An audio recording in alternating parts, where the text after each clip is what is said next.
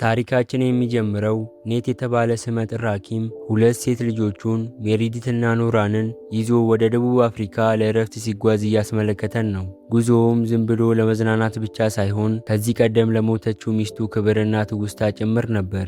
ሚስቱ ያደገችው በዚያው መንደር ሲሆን ኔትም ከልጆቹ ጋር ያለውን የቀዘቀዘ ግንኙነት ለማደስ አቅዶ ነው የመጣው። ወደ መድረሻቸው ሲደርሱም የኔት የድሮ ጓደኛ ማርቲን ይቀበላቸዋል። ማርቲን በዚያው የዱር እንስሳ ጥበቃ ክልል ውስጥ የሚሰራ ባዮሎጂስት ሲሆን ኔትንና ልጆቹን ወደሚቆዩበት መንደር ይወስዳቸዋል። ቦታው በተፈጥሮ የተከበበ ድንቅና ውብ የሆነ ስፍራ ቢሆንም አንድ ትልቅ ችግር ነበረው። ምንም አይነት የኢንተርኔት ግንኙነት የለም።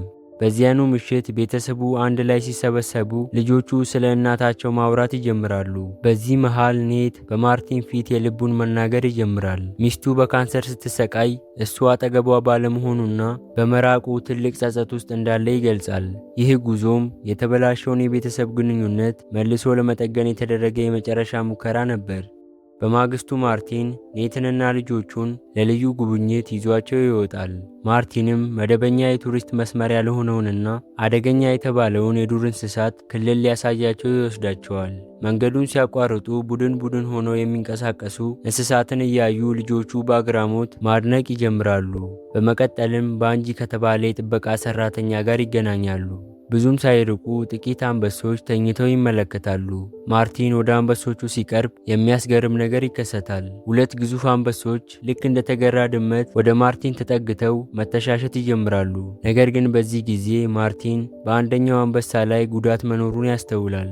ሊመረምረው ቢሞክርም አንበሳው በቁጣ በመናወጡ ወደ ኋላ ያፈገፍጋል። ማርቲንም ይህ ጉዳት በሕገወጥ አዳኞች የተፈጸመ መሆኑን ይጠረጥራል። እነሱም ነገሩ አጠራጣሪ ስለሆነባቸው ጉዳዩን በጥልቀት ለመመርመር ጉዞአቸውን ወደ ሶንጋ መንደር ይቀጥላሉ። በመንገድ ላይ ያሉም ማርቲን አንድ አስከፊ እውነታ ለኔት መንገር ይጀምራል። ቀደም ሲል ሕገወጥ አዳኞች ዝሆኖችንና አውራሪሶችን ብቻ ያድኑ እንደነበር፣ አሁን ግን አይናቸውን ወደ አንበሶች አዙረዋል። ጥርሳቸውን፣ ጥፍራቸውንና አጥንታቸውን በጥቁር ገበያ ለመሸጥ ሲሉ አንበሶችን ይገላሉ።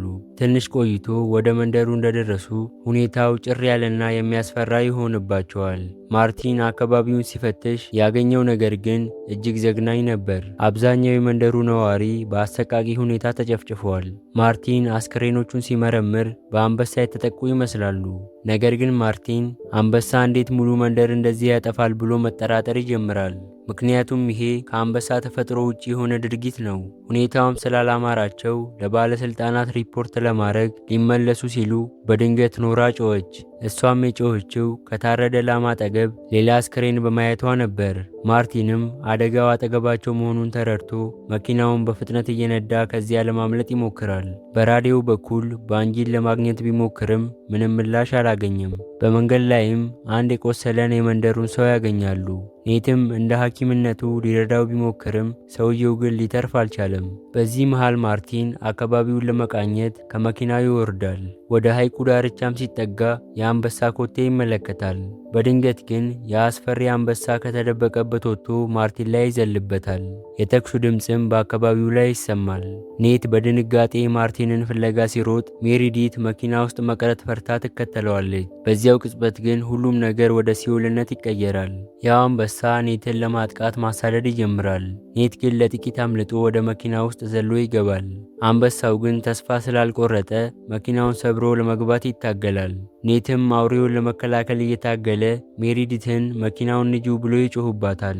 ሜሪዲትም በድንጋጤ በመንቀጥቀጧ ፍጥነቱን ሳትቆጣጠረው ትቀራለች። መኪናውም ከቁጥጥር ውጪ በመሆን ሄዶ ከአንድ ትልቅ ዛፍ ጋር ይላተማል። ደግነቱ ኔትና ልጆቹ ከመኪና አደጋው ለጥቂት ተርፈዋል። ነገር ግን መኪናው ሙሉ በሙሉ ከጥቅም ውጪ ሆኗል። አሁን ቤተሰቡ ትልቅ አጣብቂኝ ውስጥ ገብቷል። ያ ጨካኝ አንበሳ አሁንም አድፍጦ እየጠበቃቸው ነው። አካባቢው ደግሞ ሰው ዝር የማይልበት የተከለለ ክልል በመሆኑ የሚረዳቸው ሰው የለም። በዚህ አስጨናቂ ሰዓት በራዲዮው ላይ በድንገት የማርቲን ድምፅ ተሰማ። ማርቲን በሕይወት አለ፣ ነገር ግን እግሩ ላይ በደረሰበት ከባድ ጉዳት ምክንያት መንቀሳቀስ አልቻለም። ኔትም በራዲዮ በኩል እየመራው ማርቲን ቢላዋ ግሎ ቁስሉን በማቃጠል ደሙን እንዲያቆመው ይነግረዋል። የማርቲን የስቃይ ጩኸት ሲሰማ ኔት ማርቲን ብዙም እንደማይርቅ ይረዳል። ኔትም ጓደኛው ለመርዳት ሊመጣ ሲል ማርቲን ያስጠነቅቀዋል።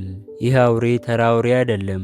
ማርቲንን በሕይወት ያቆየው ሌሎቹን ስቦ ለማምጣት የተጠቀመበት ነበር። እነ ኔትም ይህንን ሲረዱ እርዳታ ለመጥራት ምንም ራዲዮ ሲግናል ባይኖርም በመኪና ውስጥ ሊከላከሉበት የሚችሉትን ነገር መፈለግ ይጀምራሉ። በመጨረሻም የእንስሳት ማደንዘዣ ጠመንጃ ያገኛሉ። ነገር ግን ጠመንጃው አልተገጣጠመም ነበር። በሚያስገርም ሁኔታ ግን ሜሬዲት ቀደም ብሎ ባንጂ ሲያደርገው አይታ ስለነበር ጠመንጃውን በፍጥነት ገጣጠመችው። አሁን ኔት ማርቲንን ለማዳን ከመኪናው ለመውጣት ተዘጋጀ። ማርቲን በራዲዮ እየመራው የአንበሳውን እንቅስቃሴ እየተከታተለ ኔትን ወደ ሰፈረበት ቦታ ይመራዋል። ሜሬዲትም ማርቲን ያለበትን ቦታ ትመለከታለች። ነገር ግን በድንገት የሞኝ ውሳኔ ወስና መኪና ውስጥ መቆየት ሲገባት ብቻዋን ማርቲንን ለማዳን ትወጣለች። በዚያው ቅጽበት አንበሳው ተመልሶ መጥቶ ኔት ላይ አደጋ ይጥልበታል። ኔትም ምንም አማራጭ ስለሌለው መኪናው ስር ተደብቆ ከአንበሳው ለጥቂት ያመልጣል። ሜሬዲትም ይህንን አጋጣሚ ተጠቅማ ማርቲን ጋር ትደርሳለች። በመኪናው ጋር ያለው ሁኔታ እየተባባሰ ሲሄድ ኖራ አንድ የማደንዘዣ መርፌ በመውሰድ የመኪናውን መስኮት ዝቅ አድርጋ አንበሳውን ትወገዋለች። መርፌውም አንበሳውን ለጊዜው እንዲያፈገፍግ ያደርገዋል። ሜሬዲትም ይህንን አጋጣሚ ተጠቅማ ማርቲንን ወደ መኪናው በሰላም አስገባችው።